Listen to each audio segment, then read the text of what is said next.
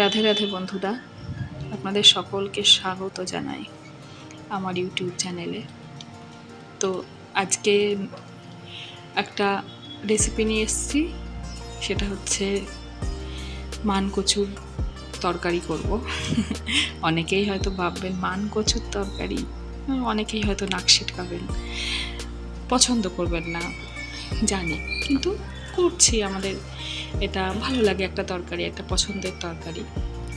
তো আজকে শুধুই করব। অনেকে মানকচু মাছ দিয়ে করে বা অনেক কিছু দিয়ে করতে পারে। চিংড়ি মাছ দিয়ে করা যায়, শোল মাছ দিয়ে করা যায়, ল্যাঠা মাছ দিয়ে করা যায়। তো আমি শুধুই করব, কারণ মাছটা অতটা পছন্দ করি না। মাছ দিয়ে তরকারি আমার অতটা পছন্দ হয় না। তো আজকে মানকচুর তরকারি করব। তো দেখতে পাচ্ছেন আলু কেটে নিয়েছি, আলুটা ভেজে নিচ্ছি একটু ভালো করে। প্রথমে তেল দিয়ে কড়াইতে একটু জিরে আর শুকনো লঙ্কা ফোড়ন দিয়ে আলুটা ভালো করে ভেজে নেব। আর মানকচুটা আমি আগে সেদ্ধ করে নিয়েছি কেটে, সেটা রেকর্ড করিনি, হালকা করে সেদ্ধ করেছি, ভাপাইনি। তো এটা দিয়ে এখন আলুটা দেখছেন ভাজা হয়ে গেছে। এবার আলুটা তুলে নিয়ে আস্তে আস্তে রান্নাটার ভেতরে ঢুকবো।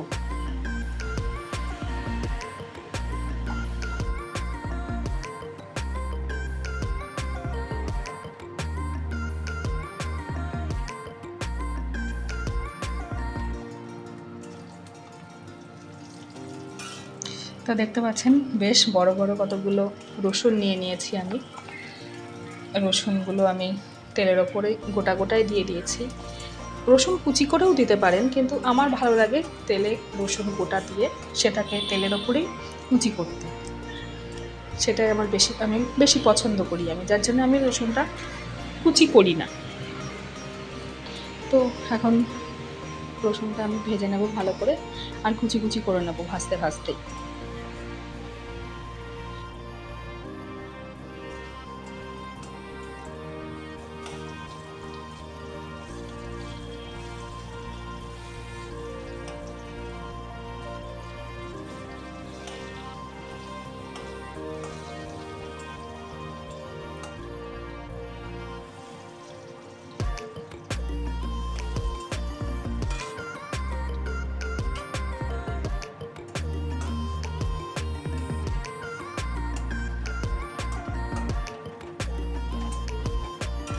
তো দেখতে পাচ্ছেন রসুনগুলো একদম সুন্দরভাবে কুচি কুচি হয়ে গেছে।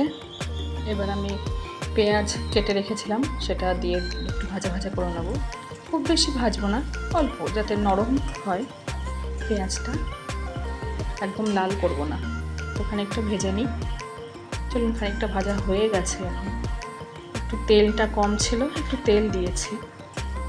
তেলটা দিয়ে এবার আগে থেকে কেটে সেদ্ধ করে রাখা মানকচু দিয়ে এবার ভালো করে ভাজবো। পেঁয়াজটাও ভাজা হবে, কচুটাও ভালো করে ভাজা হবে, লাল লাল করে। কচুর মধ্যে পেঁয়াজ রসুনের ফ্লেভারটাও সুন্দরভাবে ঢুকবে। তো এবার ভালো করে ভেজে নিই। কটা কাঁচা লঙ্কা দিয়ে দেবো।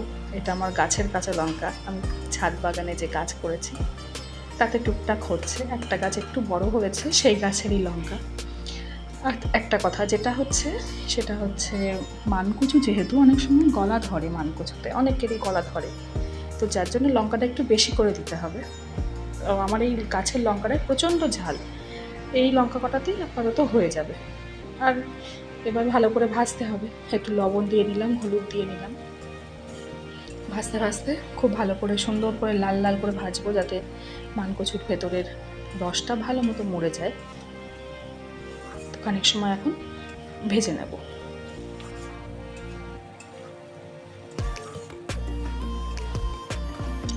এই যে মানকচুর তরকারিটা করছে, এটা কোনো কেনা মানকচু না, আমার বাড়ির গাছের, মানে আমার বাড়িতে হয়েছে সেই গাছের সেই কচু, বাড়ির কচু, কোনো কেনা না। কচুটা খুব সুন্দর ছিল, বেশ সুন্দর গলেও গেছিল। আমাকে বেশিক্ষণ সেদ্ধ করতেও হয়েছিল না, অল্প একটু সেদ্ধ করতে হয়েছিল, অল্প টাইমের মধ্যেই গলে গেছিল। এবার একটু আদা কুড়া দিয়ে নেব, আদা কুড়ে দেব, দিয়ে আবার খানিক সময় ভাজবো।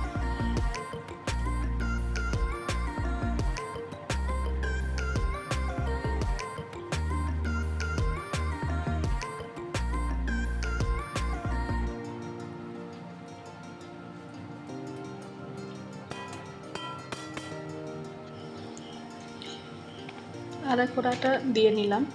এবার আদা কোড়াটা দিয়েও বেশ খানিক সময় ধরে আমরা এটাকে ভাজবো, কারণ সমস্ত ফ্লেভার কচুর মধ্যে সুন্দরভাবে ঢুকে যাবে। আর কচুটা যেহেতু সেদ্ধ করেছি, খুব বেশি সেদ্ধ করিনি আমি সব কিছুই খুব বেশি সেদ্ধ করি না, কারণ তাহলে জিনিসটা ভাজা যায় না। তো সেই জন্য অল্প মানে সেদ্ধ করে আমি ভালো করে ভেজে নিয়েছি কচুটা। এবার দেখুন আলুটাও দিয়ে দিলাম। খানিক সময় এখন একটুখানি কষতে হবে। আমি অন্য কোনো মশলা এতে দিইনি, শুধু পেঁয়াজ রসুন আদা দিয়েই করছি। এটা নিরামিষভাবেও করতে পারেন আপনারা, পেঁয়াজ রসুন না দিয়েও করা যায়, নিরামিষভাবেও করা যায়, আবার মাছ দিয়েও করতে পারেন আপনারা। যে কোনো মাছ দিয়েই ভালো লাগে।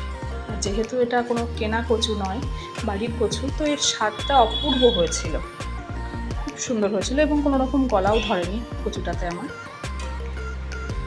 একটু মিষ্টি দিয়ে দিলাম স্বাদ অনুসারে, মিষ্টি দিয়ে নিয়ে খানিক সময় ভেজে নিলাম।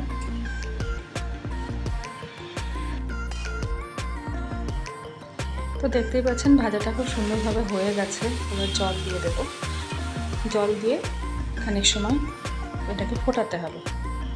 খুব বেশি রস রাখবো না, এটা একদম শুকনো শুকনো খেতে খুব ভালো লাগে এটাকে।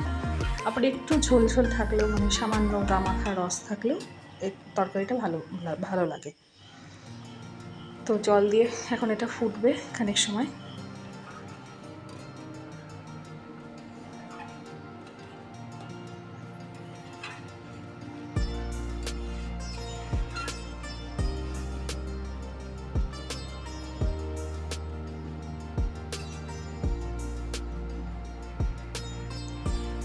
তো দেখুন আমাদের রান্নাটা প্রায় হয়ে এসেছে, রসটা অনেকটা মরে এসেছে।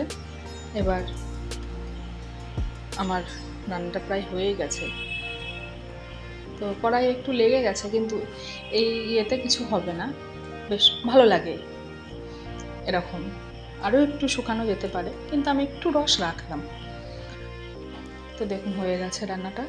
আজকের মতো এখানেই আমার গল্পটি ফুরাচ্ছে। তো গল্পটি যদি ভালো লাগে বা রান্নাতে যদি ভালো লাগে, অবশ্যই চ্যানেলটাকে একটা সাবস্ক্রাইব করবেন চ্যানেলটাকে, এবং ভিডিওটাতে একটা লাইক করবেন, কমেন্ট করবেন ও শেয়ার করবেন। আর আপনারাও ট্রাই করে দেখতে পারেন এই রান্নাটা, আশা করি ভালো লাগবে। যে কোনোভাবেই করা যায় রান্নাটা, পেঁয়াজ রসুন দিয়েও করতে পারবেন, নিরামিষও করতে পারবেন, আবার মাছ দিয়ে খেতেও ভালো লাগে। তো চলুন আজকের মতো এখানেই শেষ করলাম। সব কিছু আপনারা ভালো থাকবেন, সুস্থ থাকবেন। আবার দেখা হবে নতুন কোনো ভিডিওতে।